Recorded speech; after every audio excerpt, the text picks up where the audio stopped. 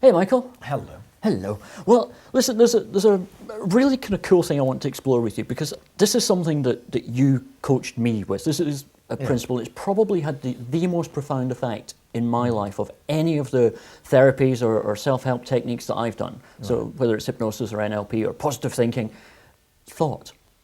And the principle of thought has had the most profound effect in me. It's cool, isn't it? Unbelievably cool, because I like I it. remember when we did this, and it was maybe just a little under a year ago. Yeah. And you spoke to me. We were speaking on the phone, and you spoke for about half an hour about stuff, about thought, and I kind of go, oh yeah, that sort of makes sense.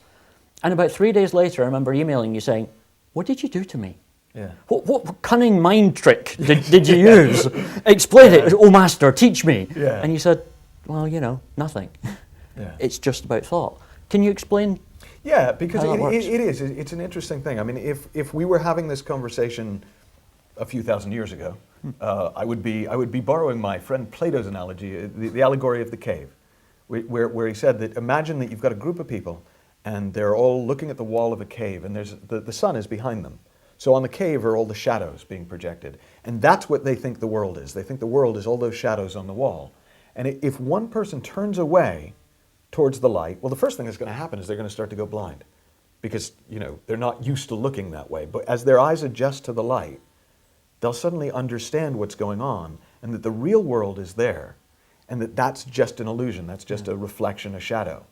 And if they go back, even though they totally get it, they'll go back and tell everybody, those are just shadows. You don't have to worry about that scary shadow, because it's just a shadow. And we'll go, you're nuts, man. Shut up. But because it's not a few thousand years ago, let's talk about the movies. Yeah. Okay, you go to the movies, and you go to a scary movie, and you get to the bit where the pretty blonde girl is about to go alone down the stairs because she heard a noise, and she's got a flashlight, but when she goes to turn it on, it kind of flickers, but she decides to go down anyways because, that's what you do.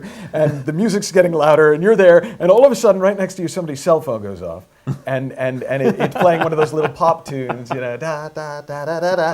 And it's like, no matter how much you want to, you can't get scared again in the same way. And it's exactly the same thing in our minds. The world is what you think it is. That's the principle of thought. That whatever you think gets projected out into the world, and that then becomes your experience. You, in a way, one of the things that I'll often say is you're never scared of what you think you're scared of. You're scared of what you think.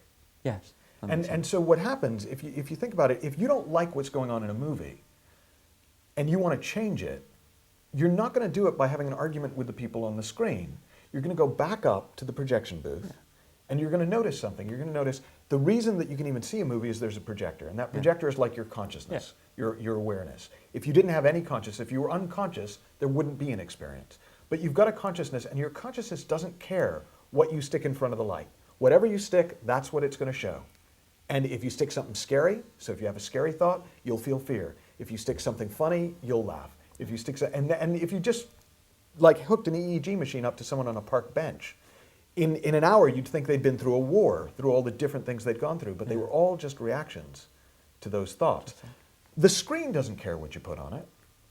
It's just whatever film you put on. The film doesn't care what's on it. The thoughts, they're just going to run in front of the image. And so when you start to see that the entire experience, I'm not saying there's nothing out there, just that your experience of it is entirely constructed from the way that you're thinking, being reflected by your consciousness. And of course, there's the energy of life. There's whatever energy it is that keeps us all going, that powers it. That's like the power cable for the projector. Sure. And just understanding those three things, the reason that a lot of people have the experience you have of going, well, that's very interesting, but is that at some point, and I never can quite pinpoint when it will be, people just see it. Yeah. They'll be in a situation and they'll be thinking, oh God, this is terrible, this is awful, and they'll go, oh my gosh, that's just a thought. Yeah. I'm just reacting to a thought. And in the same way as once that cell phone, the mobile phone goes off, you can't get back to believing that that is a real thing. Same thing happens with your life. You start going, wow, all these problems, they're just a movie.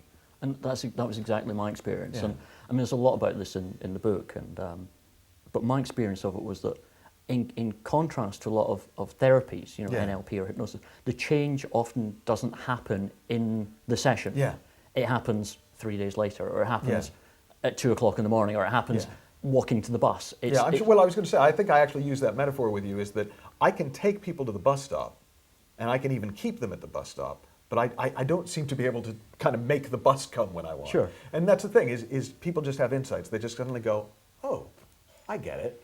And once you do, you can never unget it. Yeah. And that's the beautiful thing. You don't have to do anything different because you just naturally will do things differently once you see them differently. Brilliant. Thank you, Michael. Very cool. It's a bit like a bubble coming to the surface, and once that bubble bursts, once it pops, you can never push it back under again. So just enjoy keeping yourself at the bus stop. You can read all about this in your Slim Girl's Book of Secrets. Have some fun, and I'll see you again soon.